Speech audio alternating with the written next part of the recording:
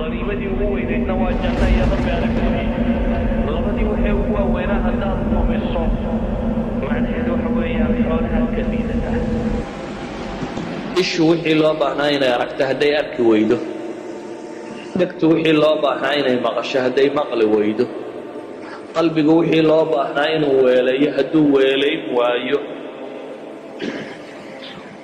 واضب إلهي وقرآن كوحكو لي جهنم دول بان وطلق اللي جن إيا إنسي بكمتا أهل النار كم حاو علامة مركة وحاو علامة رب لي لهم قلوب لا يفقهون بها ولهم أعين لا يبصرون بها ولهم آذان لا يسمعون بها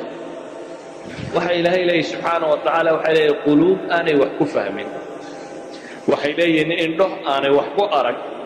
waxay leeyihiin dhago aanay wax ku maqal macnaheedu ma aha inaanay waxna arkaynin waxna fahmaynin waxna maqlaynin ee waxa weeyaan waxay ka soo dhaceen darajadii bini aadamnimada oo adawaadka ama ashiyaadan la siiyey waxay u adeegsadeen inta xooluhuba u adeegsadaan xooluhu inay bahalka cararaan ama wax cunaan ama inta araggooda waa u adeegsadaan dhegtoodana waa u adeegsadaan caqligoodana waa u adeegsadaan waa daaq tagaano waa soo xeroodaan si ay dhashooda u taranto waa iskoraan haddaa bini aadamku uu intii noqdo inaad waxna cunto waxna cabto dumarna guursatid ama nin guursato gabadhu intaa xayawaankuba wuu yaqaan walaqad karramnaa bani aadama baa ilaahay ku tilmaamay idan waa inaad darajada xayawaannimada ka kor marta waxaad ka kor maraysa haddaad mustaqbalka garanayso iyo makhaatirta iyo mushkilaadka kugu soo socda sida awgeed ilaahay kuwa wuxuu ku tilmaamay caqli iyo garaad iyo wax faham iyo wax maqal iyo wax aragtoona inaanay lahayn dabeetana ilaahay wuxuu uhi ulaa'ika kalancaam kuwani waa xooloo kale markaas haddana la yidhi bal hum adal waa ka liitaan waa xooloo kaloo adawaadkan intay u adeegsadaan waa inta xooluhu u adeegsadaan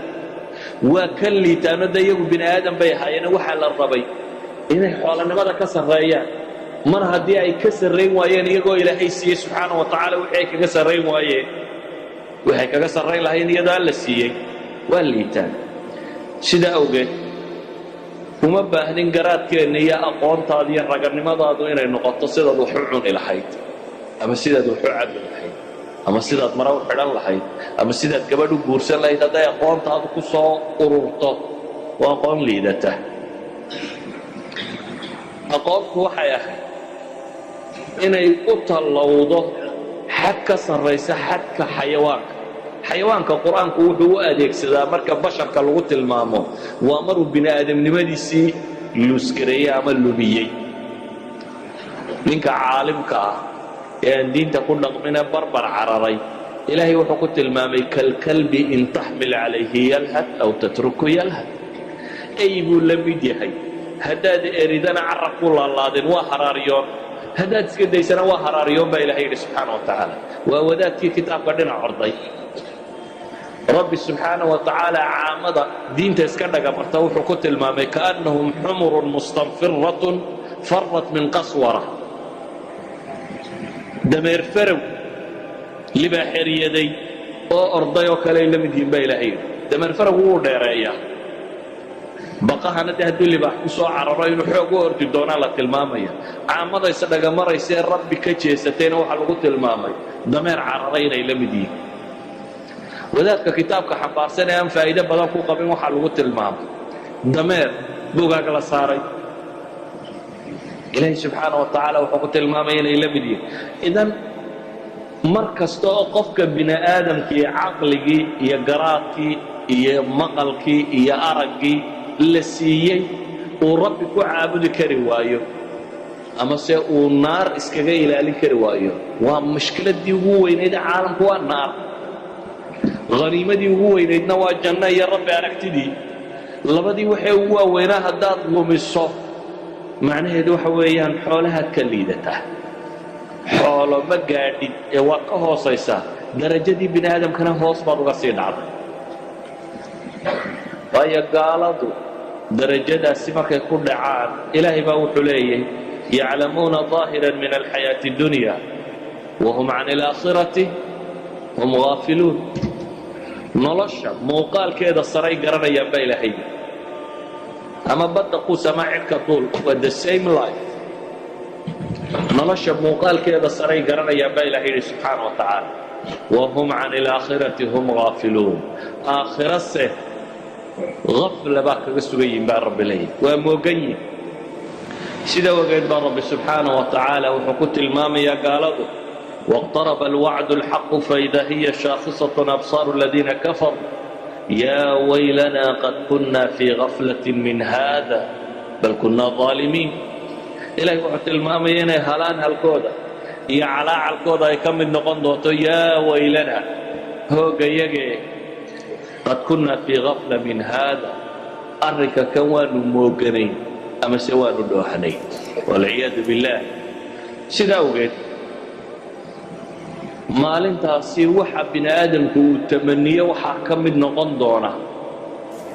waxaad hadda haysataa waxyaabaha ugu waaweyn ee bini aadamku uu tamaniyi doono tamanigu waa waxaad hididiilan doonta axlaamtaada iyo dreamskaaga waxyaabaha aad rajayn doonto waxaa ka mid noqon doona yaa mar uun dunidii celiyo jaanis siiya waa kan maanta aad sheekada ku bixinaysee beerdaraynaysa ee cayaaraysa ee boodboodaysa bal ee macaasida ku baxaya waa wakhtiga maanta aan qiimaha agtaada ka lahayn waa nolosha maanta aad isleedahay maxaad ku haysataa dadku waxay isleeyihin maxaan haystaa xoolo ma haysto waxba ma haysto maxaan ku haystaa meesha ka jooga tan aad hiifayso ayaad ku warwari doontaa yaa mar dambe tii soo celiya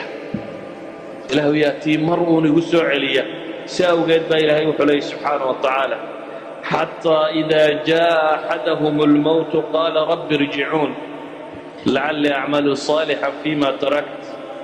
كلا إنها كلمة هو قائلها ومن ورائهم برزخ إلى يوم يبعثون رب سبحانه وتعالى وحينات الماما يا وحب بن آدم كوهلان هالي دونا مكو على علي دونا ينيتهي رب ارجعون إلهو يعلي xagee lagu celiyaa waxa aad raadinaysaa waa maxay waa waxa aad maanta hayso intan aad maanta hayso ayaad tamaninaysaa ilaahu igu celi subxaanahu wa tacaala intii inay maanta ku dhaafta maaha sidaa awgeed ninka maanta tan fahmi waaya waa garaadlaawe waxaa maqashaan dad la yidhaahdo indheer garad ama intellectual ama dad aqaafo leh ama cilmi leh ama aqoon leh war nin naar galay waxba ma leha caqli waxaa leh qofka garta khatarta ugu weyne soo socota siduu uga badbaadi lahaa inuu xidhxidho sidaa awgeed baa ilaahay subxaanahu wa tacaala aakhira wuxuu ku tilmaamayaa inay sheegan doonaan oo qiran doonaan inaanay caqli lahayn waqaaluu low kunnaa nasmac aw nacqil ma kunnaa fi asxaabi saciid ilaahay wuxuu leeyahy subxaana wa tacaala waxay aakhiro marka la yimaado odhan doonaan low kunnaa nasmac simaaca qubuul markaanu dunida joognay haddaanu wax maqli lahayn ama se haddaanu garaad yeelan lahayn dad caqli u saaxiiba haddaanu noqon lahayn maa kunnaa fi asxaabi saciir saciiro dadkeeda maanan ahaan saciira caqlilaa waa gala sidaa awgeed baa ilaahay wuxuu leeyahy subxaana wa tacaala dadka caqliga leh may ahayn inay galaan meesha tan iyagaa isku qirayoo leh haddaanu caqli leenahay saciira maanan galle faاctarafuu bidanbihim fasuxqan liasxaabi saciir rabbi wuxuu leeyahay subxaana wa tacaala maalintaasay qirteen dembigoo la qirtaa wakhti uu waxtaraa jira waa hadda ama aakhiro markaad qirato waxba ma taro markaad qirato naartun baa laguu gufaynayaa laakiin iminka haddaad qirato rabbi waa gafuurun raxiim